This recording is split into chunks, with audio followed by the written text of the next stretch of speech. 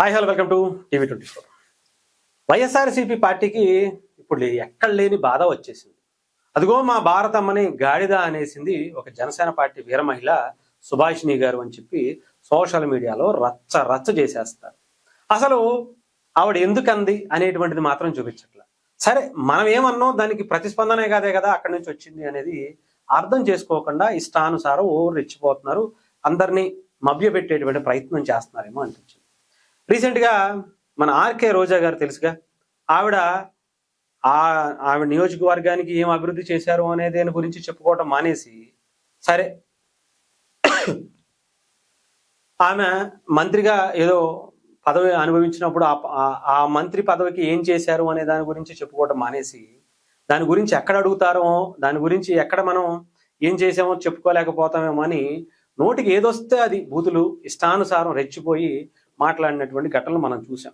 ముఖ్యంగా మొన్న ఉగాది రోజున మా భారతీ అమ్మ వదిన గారు, మా జగన్మోహన్ రెడ్డి అన్న వీళ్ళిద్దరూ కూడా చాలా అన్యోన్యంగా అక్కడ కూర్చుని ఉగాది వేడుకలు చేస్తే, పవన్ కళ్యాణ్ గారి భార్య ఎక్కడికి వెళ్ళింది, చంద్రబాబు నాయుడు గారి భార్య ఎక్కడికి వెళ్ళి ఏం చేస్తుంది, హెరిటేజ్ పాలు నోట్లో పితుక్కుంటుందా అనేటువంటి మాటలు ఆవిడ మాట్లాడినటువంటి భాష మనకందరికీ తెలిసింది.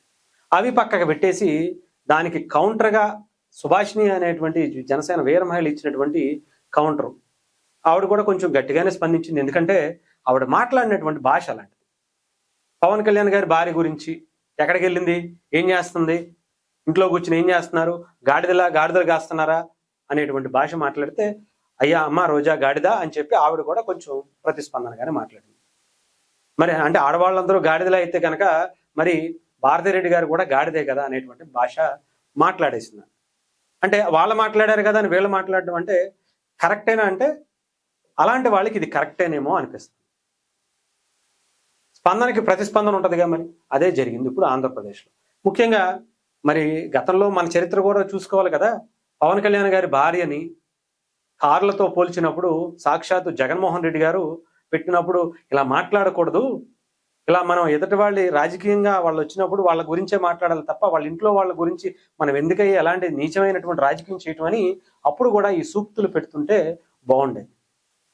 పోసాని కృష్ణమురళి అనే వ్యక్తి పవన్ కళ్యాణ్ గారి పిల్లల గురించి, ఆయన భార్య గురించి, ఆయన తల్లి గురించి ఇష్టానుసారం ప్రెస్ మీట్ పెట్టి రెచ్చిపోయినప్పుడు అప్పుడు కూడా ఇలాంటి సూక్తులు చెప్పుంటే బాగుండేది. అంతేగాని ఇంకా చాలా ఉన్నాయి అనుకోండి, ఒకటి కాదు రెండు కాదు, ఇంకా చాలా ఉంటాయి. ఆఖరికి చంద్రబాబు నాయుడు గారి భార్యని, లోకేష్ గారి తల్లిని, లోకేష్ గారి కొడుకుని, లోకేష్ గారి భార్యను కూడా అవమానకరంగా తిట్టించినటువంటి పరిస్థితి ఉన్నప్పుడు అప్పుడు ఇలాంటి సూక్తులు చెప్పుంటే బాగుండేది.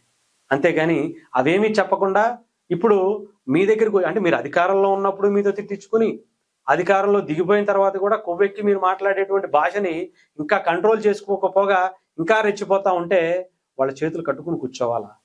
స్పందనకి ప్రతిస్పందన ఇవ్వకూడదా? వాళ్ళు చీము నెత్తురున్నటువంటి వ్యక్తులే కదా, ఉప్పు కారం తిన్నటువంటి వ్యక్తులే కదా. అలా అని చెప్పి వెళ్ళి రెచ్చిపోలేదు కదా. మీరు ఎలా అయితే మాట్లాడారో ప్రెస్ మీట్లో అలాగే ప్రెస్ మీట్ పెట్టి మాట్లాడారు.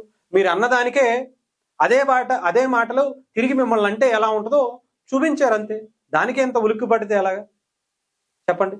పవన్ కళ్యాణ్ గారి కొడుకు అఖీరానందన్ 2014లో ఎలా పుట్టాడో మీకు తెలీదా అనేటువంటి నాగార్జున యాదవ్ మాటలు మర్చిపోయారో చెప్పండి?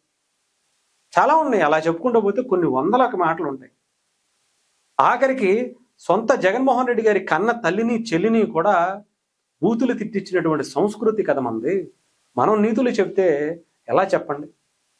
మనం చేస్తేనేమో అది సంసారం, పక్క వాళ్ళు చేస్తే అది వ్యభిచారం అంటే నీకు అది కరెక్ట్ కాదేమో, ఒకసారి ఆలోచించుకుంటే మంచిది. మనం నిజంగా రాజకీయాలు చేస్తే ఒక పద్ధతిగా, నిజంగా ఒక రాజకీయ పార్టీ ఒక నాయకుడిగా చేస్తే ఎలా ఉంటుందో చూపించండి, చూపించే ప్రయత్నం చేయండి.